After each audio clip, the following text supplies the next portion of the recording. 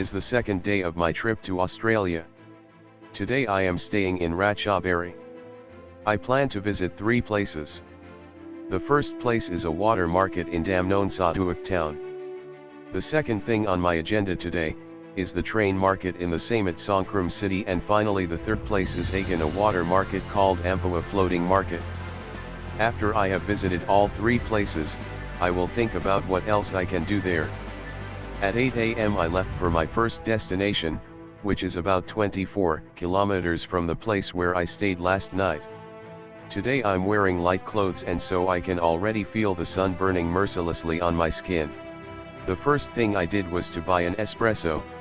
After the really very tasty espresso, I have me towards the market upset to flirt with some women there and just have fun.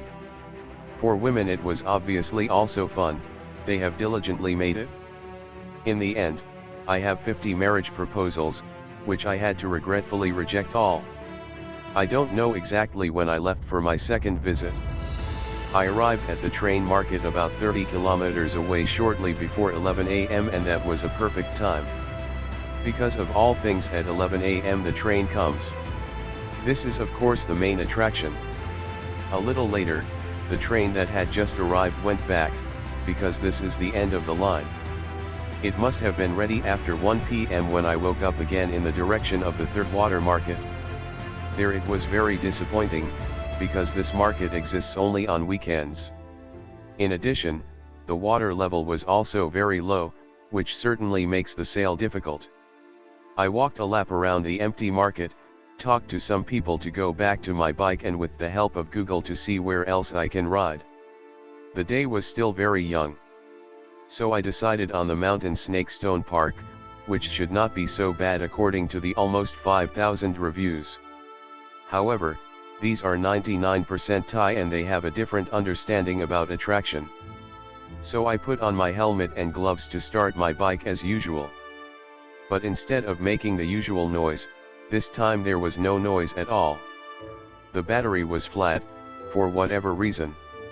Of course I didn't have my jumper cable with me, so some other help was needed. You have to be lucky, because when I was standing there helplessly, a woman asked me if I needed help.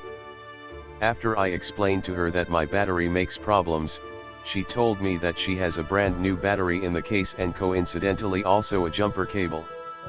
Well, if that's not luck, then I don't know what is luck, considering also that Thai people don't usually have such things. With the help of the new battery, my bike fires up without any problems as usual. The day before I saw some big motorcycles near where I stay.